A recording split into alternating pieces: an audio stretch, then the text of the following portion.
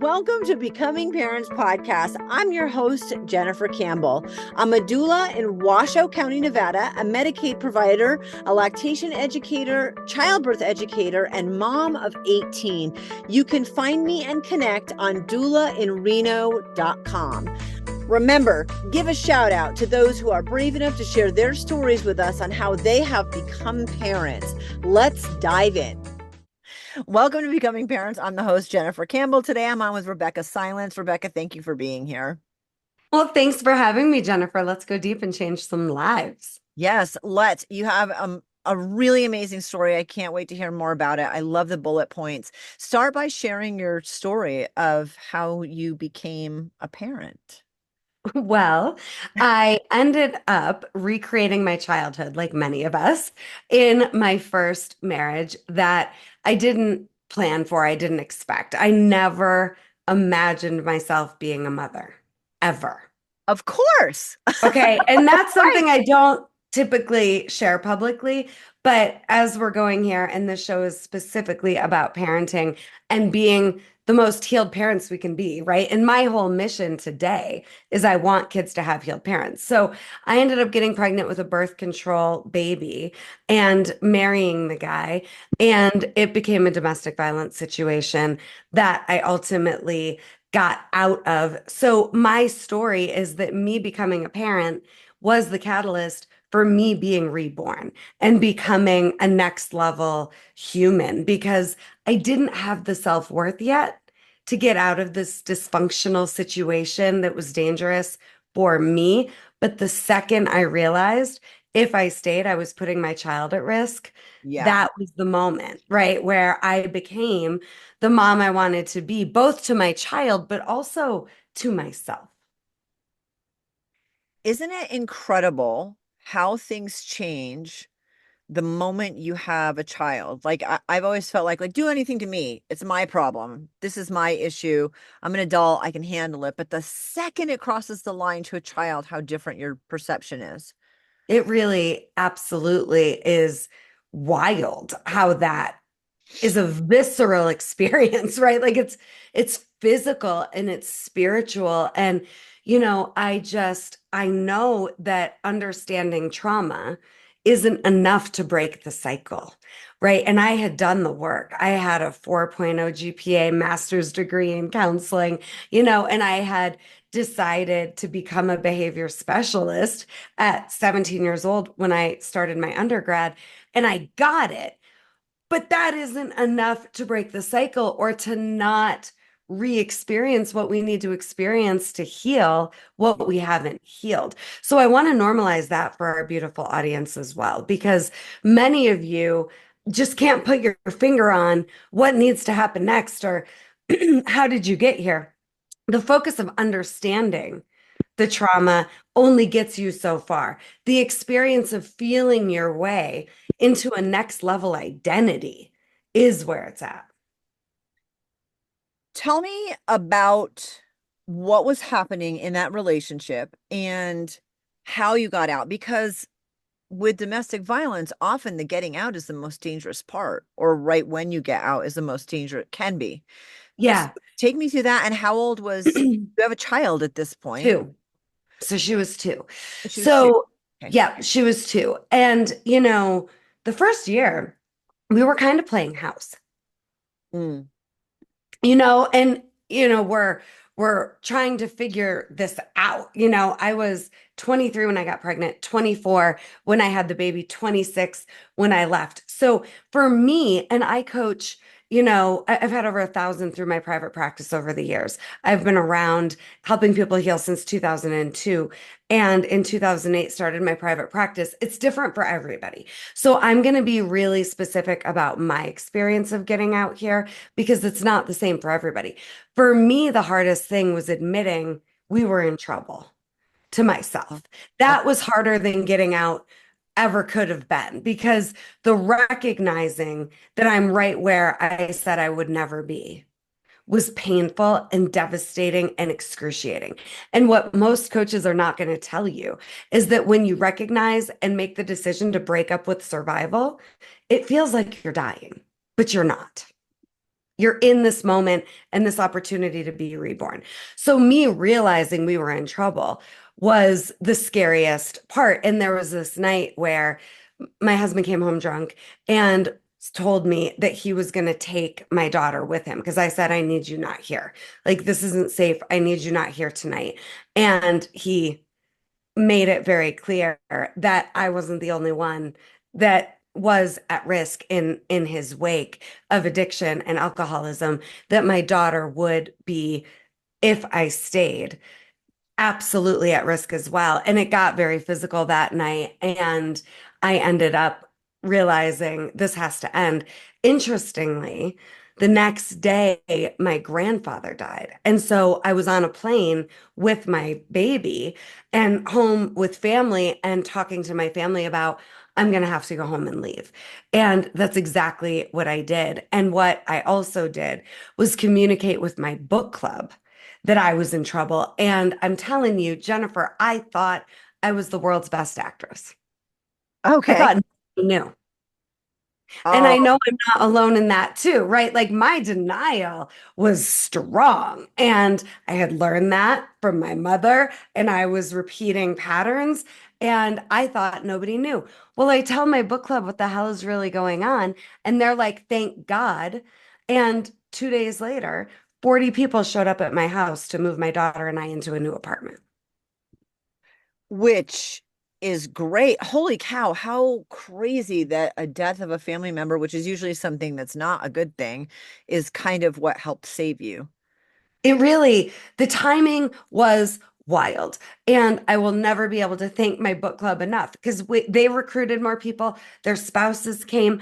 Within 4 hours of 40 people showing up on my front lawn, we had my new apartment decorated. Fun. One of the guys had new tires on my car because the tires were bald. And it was, the fall, it was November in Colorado. Yeah. And, my story isn't a typical getting out story because then No. what happened was I tapped into a strength in me I didn't know I had. I married a guy with the last name Silence because I was committed to silence. I was definitely a woman that wasn't going to upset the apple cart, that didn't want to make waves, that thought love and abuse, that's just part of it, right? Like if you're calling me names, cutting me down, stealing from me, literally, this guy had credit cards out in my name maxed out that I didn't even know existed. I just thought this is love, right? And then, no, that isn't love at all. And I'm never going to break a cycle if I don't become a version of myself I haven't met before. So that's what happened. I began the process of becoming someone I didn't even recognize and know, and tapped into a strength in me I didn't know I had, and got a lawyer and demanded that we had an in-state custody agreement, an out-of-state custody agreement, and that I get full custody. And my husband did not argue with me. I'm very Wow. lucky and blessed. I never got child support. And I knew that. And I think that's one of the hardest things for anyone listening in that moment where you're at the fork in the road and you know a decision needs to be made and you don't know how to make it. Here's the deal. It's never going to be easy and it's never going to be the right time. And you need support and you're stronger than you think. And for me, I knew taking on leaving this situation would mean a foreclosure of the house, a bankruptcy, no child support, me 100% responsible for this child. For me, all of that was way more difficult than Yeah. the actual leaving. It was all of what, you know, was like coming into the actual moment of leaving. It was all of the processing and the reality checking that I had to do with myself in the situation that was the hardest part. You had great support during that because all these people show up I and move did. you. You had this, I mean, book club. Who would have ever guessed? I was the youngest in the book club because everybody had babies much older. And these women loved me, and I am so grateful. And to this day, I'm so grateful. It's that's just so what how great that you tapped into something that you had and from such a probably unexpected place. and I understand, like, now you're going to leave and you'll get away from the abuse, but you're doing everything on your own. And that is super overwhelming. When did you find out he took out credit cards?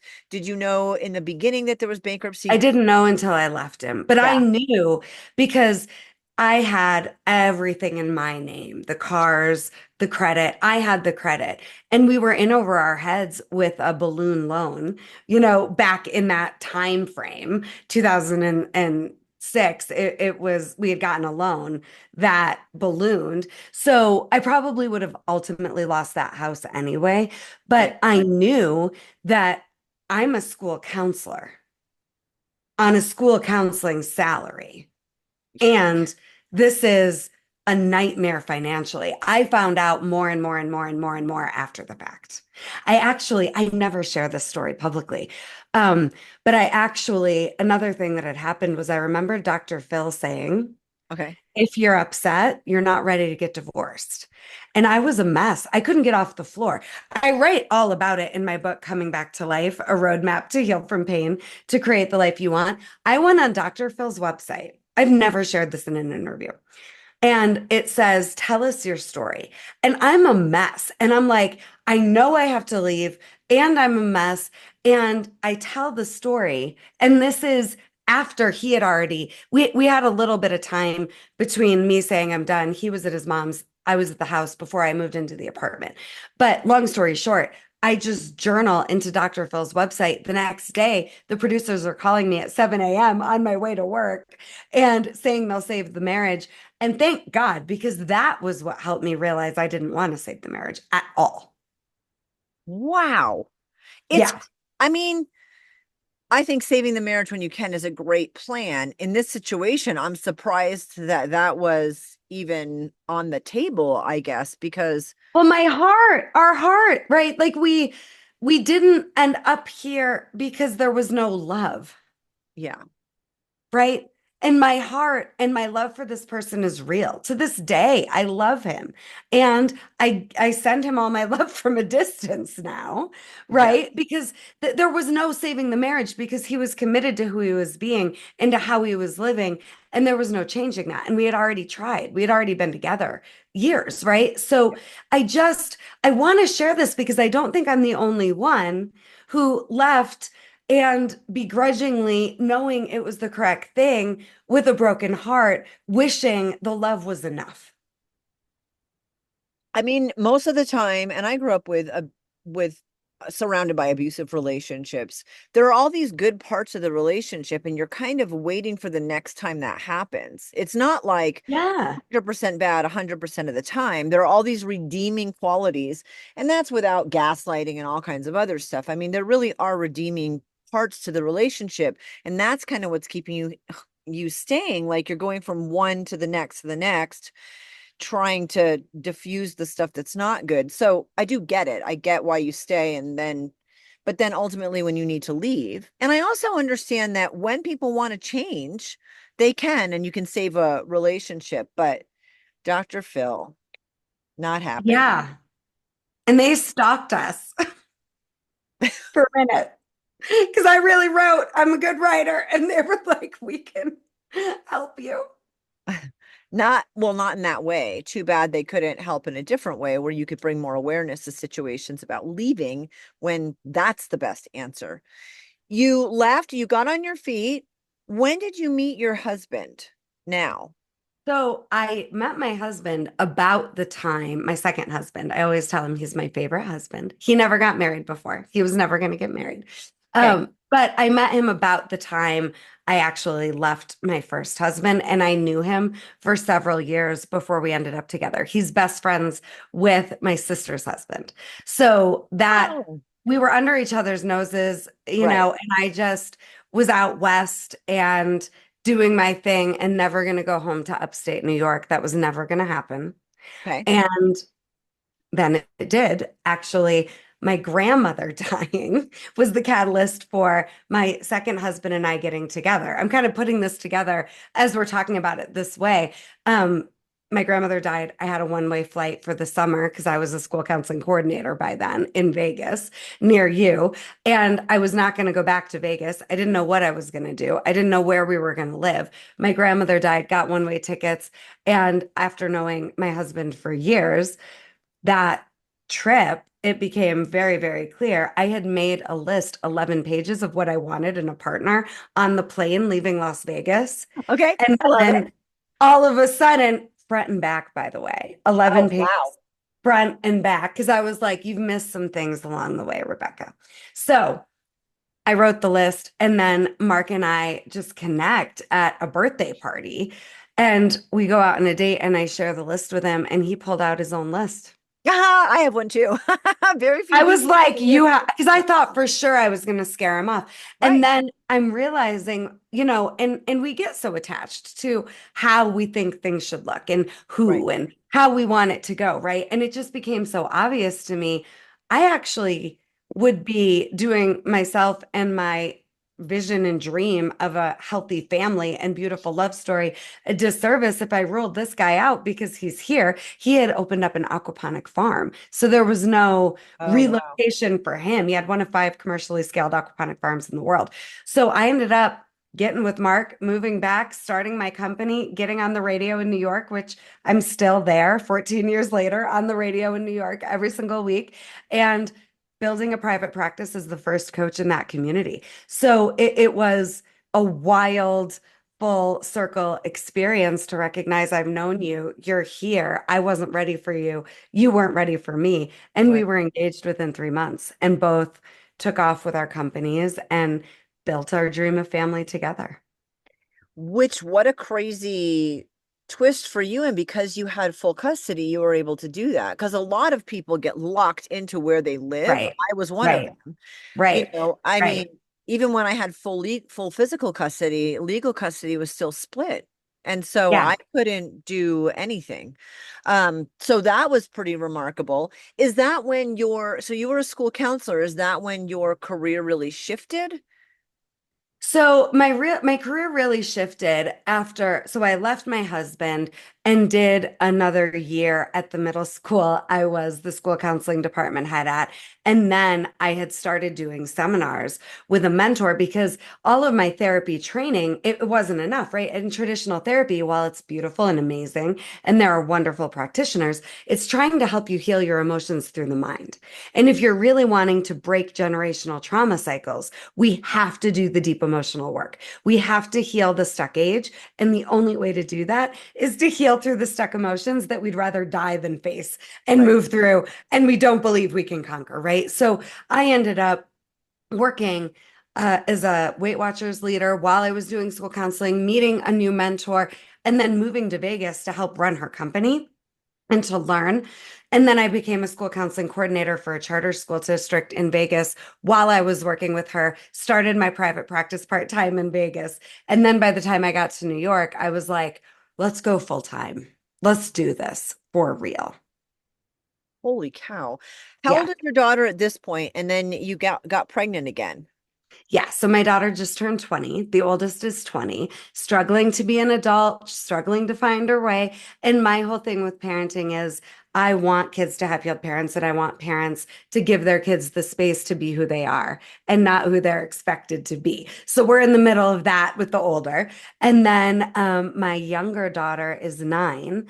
And Okay. yeah, a few So years into 11 the, years. yep, 10, about 10. 10. Okay. Right about 10 years. Yes. So they have about a 10-year age gap. And yeah, I've got 2. You went many years with your husband, your favorite husband, uh, Yeah. without having kids, not getting I pregnant. never thought I was getting pregnant either time. I never, ever thought I would be a mother. I can't emphasize that enough. And Yeah. then I loved being a mother. And then all of a sudden I was pregnant again. And I was not prepared. Well, I mean, a decade had gone by. You didn't plan it or expect it. And then, your life was you had a lot of twists and turns in your career. Your life was very different. My Tell me, thought. Yes, go. I was just going to say, my thought when I got pregnant again was, I don't have time for this. Like, I was doing 10 clients Right. a day, 7 days a week, selling out every retreat I was doing with a 6 month wait list. And I thought my biggest issue was going to be figuring out how to balance career with a baby. But then I was very excited at the same time to have this love child, like, and to be a healed woman at the time of a baby being born. I was very excited about because I can't say that was true with my oldest. It took a long time. We grew up together, and I was very excited, but trying to think, how am I going to navigate all this? But then that was not my biggest issue in that No. pregnancy. So take us through that because you got Yeah. pregnant, you went through all the myriad of emotions of holy cow, there's another Yes. baby. And then what happened? Then I got diagnosed with cancer and I was given a 5% chance to live, is what happened. And that diagnosis was wild because I had a plastic surgeon and his wife that I was coaching. And they said, "You've saved our marriage and our family. And that thing on your arm, please come into the clinic at 7 a.m. tomorrow and let us take it off. It doesn't look right." And then I did.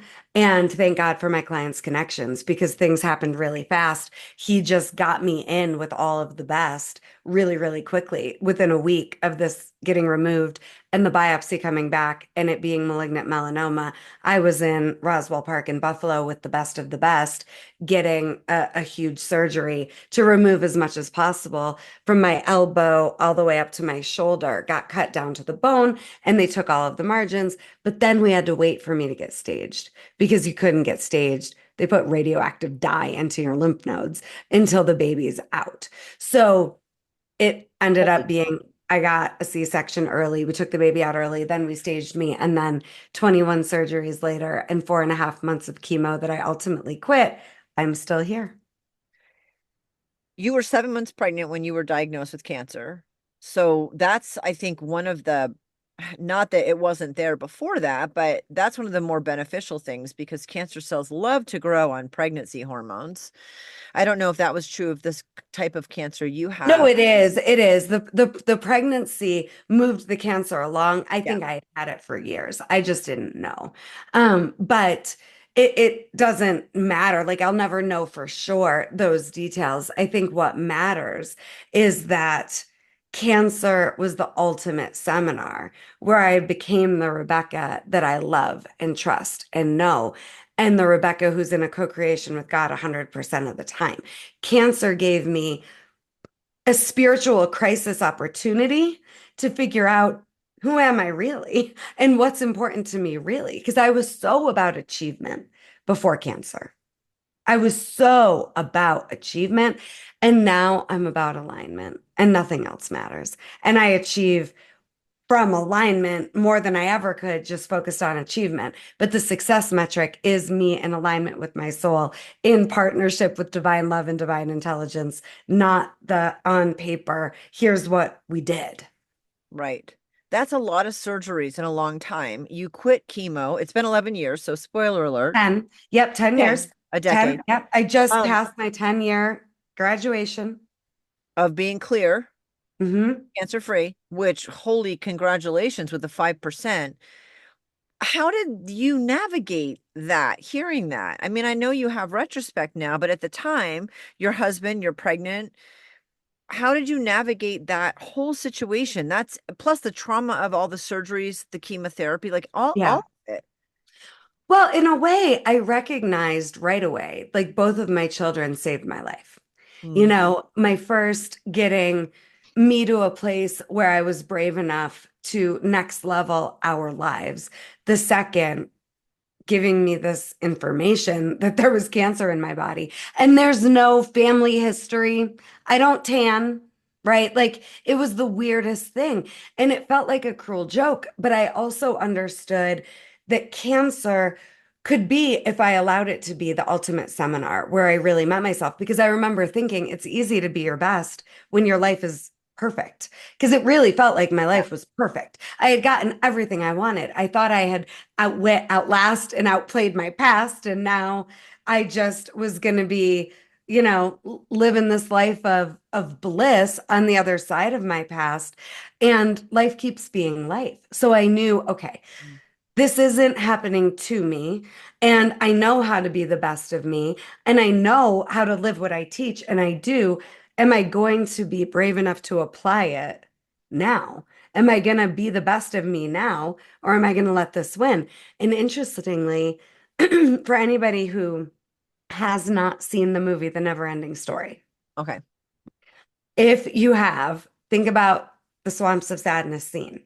That carried me. So in this movie, this hero is trying to save the world, and they get to one obstacle, the hero and his horse, where they're going through quicksand. And the only way to get through the Swamps of Sadness and the quicksand is to not let the sadness win, or you die. All I could do, because it was me alone in a bed for a year, was think and talk to God. And I just kept visualizing the swamps of sadness because I wanted to die as much as I wanted to live. It was excruciatingly painful. But my daughter, the older one, had said to me, she's 9 when I get diagnosed, great. So I don't have a dad and you're going to die. And I was like, oh my God. So every time I wanted to go there and let the dark win, I just imagined the swamps of sadness and just did my best to keep going because I knew I could commit to my life and live like I was going to live, and that I didn't ultimately have control over the outcome. And I could be the best of me and make the best of this and just find a me in there and an access to divine intelligence that I hadn't ever experienced before. And that's what I focused on. What year was that? Was 10 years ago. So we're talking about Yeah. 2014. You had another surprise. So your daughter, your youngest was what, 6 during COVID? Yep. Yeah, she Like was. 6 She and was supposed to be, she was 5. She was supposed to be in kindergarten. okay. And we ended up doing unconventional kindergarten. Yes. Yeah. And then your life takes a turn again. Your marriage is good, your relationship's good, the kids are good, your cancer is better. You've gotten through all of this stuff. You're continuing to become a better version of yourself, which is amazing. And then COVID throws another, I mean, every time we get thrown like some sort of loop, like holy Yeah. crap, what's happening? And then it ends up being such a great thing, you know. Take me through that. Well, I don't know what you're referring to, but what I will tell you is from COVID, I decided to scale the shit out of my business Mm. and my impact.